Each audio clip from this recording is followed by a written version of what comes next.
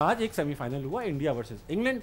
India ने 169 बनाए। आज भी विराट कोहली चले, आज हार्दिक पांड्या भी चले, इंडिया स्काई भी चले, कमोबेश चले।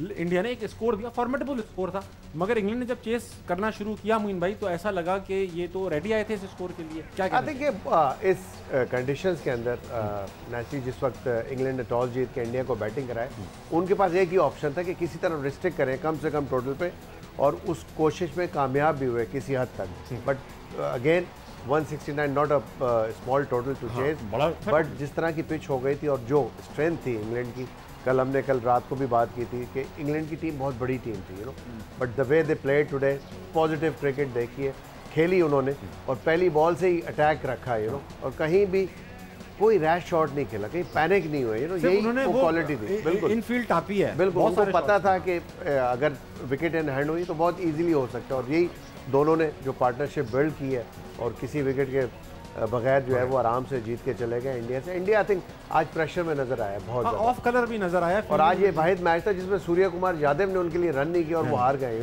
तो आई थिंक उसका एक बहुत बड़ा इफेक्ट हुआ है, बिकॉज उसके अलावा विराट नो डाउट फॉर्म में तो थे, बट बाकी सारे आउट ऑफ फॉर्म बैट्समैन नजर आए। अच्छा इमाद, विराट से याद आया, विराट ने मेरे पास कुछ स्टैटिस्टिक्स मौजूद हैं। सेमीफाइनल था 2014 का, 72 रन बनाए, इंडिया वो जीत गया। 2014 का फाइनल था, 77 रन बनाए, दोबारा विराट ने, इंडिया वो हार गया। 2016 में फिर सेमीफाइनल के अंदर 89 नॉट आउट बनाए, इंडिया वो हार गया। 2022 के सेमीफाइनल में 50 रन बनाए, इंडिया हार गया।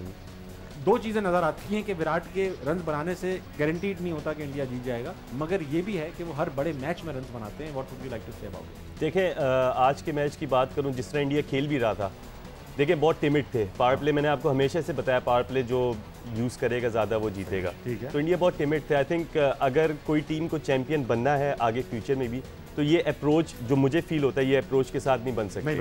आई थिंक दिलेरी से खेलनी चाहिए थी उनको, उनके पास ऐसे बैट्समैन हैं, प्लेयर हैं जो बड़ा स्कोर कर सकें। सेकेंडली, एक पार स्कोर होता है क्रिकेट में, एक टर्म्स होती है पार स्कोर कि एवरेज स्कोर इस विकेट में कंडीशन में क्या है। आज एक बड़ी ज़बरदस्त बात मॉर्गन कर रहा था और मैं उसको मैंने नोट किया। वो कहता है एक पार स्कोर और विनिंग स्कोर में ना बहुत फ़र्क होता है। तो इस विकेट में 165 जो पार स्कोर था, लेकिन आज की विकेट देख के इनको 200 तक करना चाहिए था और फिर प्रेशर डालना चाहिए था। तो इंग्लैंड जिस तरह क्रिकेट खेलता है, हम लोग इसीलिए बाद में बात होती है कि इंग्लैंड प्रॉपर क्रिकेट खेलता है। हम लोग जो पाकिस्तान टीम है, इंडिया है, वो बॉलिंग की वजह से जीतती है। बॉलिंग ने बहुत साथ दिया है वर्ल्ड कप में भी और उससे पहले भी। तो इंग्लैंड जो क्रिकेट खेल रहा है, I think that's the way to go. और जो फाइनल है, दोनों टीमें इन फॉर्म है, you never know what can happen, but Pakistan जो है फेवरेट होगी, लेकिन England is a very scary and dangerous team right now. Hina को तवज्जो देने से पहले एक आखिरी सवाल में हिना क्रिकेट का पूछ लो, फिर हम दोनों ही होंगे। मोइन भाई, ऐसा है कि ये जो इंग्लैंड है, जब तक ये एंडी फ्लावर इनके क्रिकेटिंग डायरेक्टर नहीं बने थे, तो देखने में ये आता था कि काफ़ी बुकिश क्रिकेट खेलते थे। स्ट्रेट ड्राइव, वी में खेलना, हार्ड हिट करना डेक को। जब तक ये करते रहे, क्योंकि वो क्रिकेट इजाद उन्होंने की थी, शायद वो इसीलिए वो बाय द बुक चलते थे। एंडी फ्लावर जब से आए, तो मेरा तज्जिया ये है, मेरी क्रिकेटिंग नॉलेज बड़ी लिमिटेड है, क्योंकि वो खुद एक अनऑर्थोडॉक्स प्लेयर थे, रिवर्स स्वीप मारना, पीछे खेलना, इधर उधर चीकी शॉट। तो उन्होंने माइंडसेट इंग्लैंड का चेंज करना शुरू किया उस ज़माने से, और अब ऐसा है कि इंग्लैंड जो है वो बड़ी अनऑर्थोडॉक्स टीम है, रिवर्स भी मारते हैं, स्कूप भी मारते हैं, तो वो स्विच हिट भी मारते हैं। हम नहीं करते, जबकि हम we were famous for unorthodox cricket, starting from Javed Miandad, जिन्होंने उस ज़माने में रिवर्स मारना शुरू किया था, प्रॉब्ली जब कोई भी नहीं मारता था। तो वो जो हमारा एक ये ऐसा है कि जिगर वाली क्रिकेट हम खेलते थे, आप भी खेलते थे, आपका भी था, तो कहाँ चले गए वो जिगर?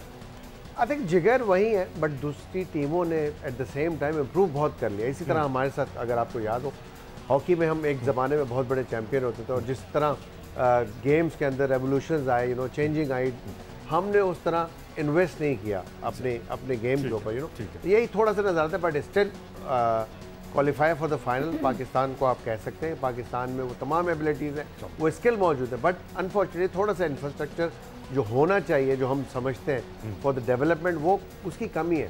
बिकॉज हम एज अ कौम ही इतने ज़्यादा टैलेंटेड हैं, हम अपनी स्किल के ऊपर कहीं ना कहीं से पहुंच जाते हैं, और ये हुआ है। आई थिंक इंग्लैंड की आपने इम्प्रूवमेंट की बात की, जब से T20 क्रिकेट में आए और T20 क्रिकेट के अंदर आके जो रेवोल्यूशन आया, वो बेसिकली इन्होंने एक पॉलिसी बनाई है, कि स्ट्रैटेजी बनाई है कि हमने अब इसी पे काम करना है। तमाम प्लेयर्स जितने भी या कोचेस जितने, उन्होंने एक टारगेट दे दिया जी, इस बैटिंग एवरेज से खेलना है, इसे स्ट्राइक रेट से खेलना है, इंटेंट नज़र आना चाहिए, नो मैटर व्हाट, विकेटें गिर जाएं। देखिए गेम में हार जीत तो होती है यू नो, तो अगर आप हारने से ही डरते रहेंगे तो आप कभी भी खुल के नहीं खेल सकते। आई थिंक वो चीज़ जो थी वो बड़ी इंपॉर्टेंट थी। इमाद का पॉइंट ऑफ व्यू लेते हैं इस बारे में और फिर हम एक मीम देखेंगे। एलेक्स हेल्स की बात करूंगा, इंग्लैंड ने उसमें इसलिए बैक किया कि वो बिग बैच बहुत अच्छे से खेल रहा था, अराउंड द वर्ल्ड बहुत परफॉर्म किया, तो उन्होंने कोई यंगस्टर नहीं लेके आए, उन्होंने एलेक्स हेल्स को बैक किया। उनके स्ट्रक्चर की बात जैसे मोइन भाई ने की, ये बेस्ट चीज़ है कि एक्सपीरियंस प्लेयर था, उस कंडीशन को जानता था, तो उसको लेके गए और आज उसने वो प्रूव कर दिया कि वो कितना ज़बरदस्त। बातों में बाद में अपना भी केस लड़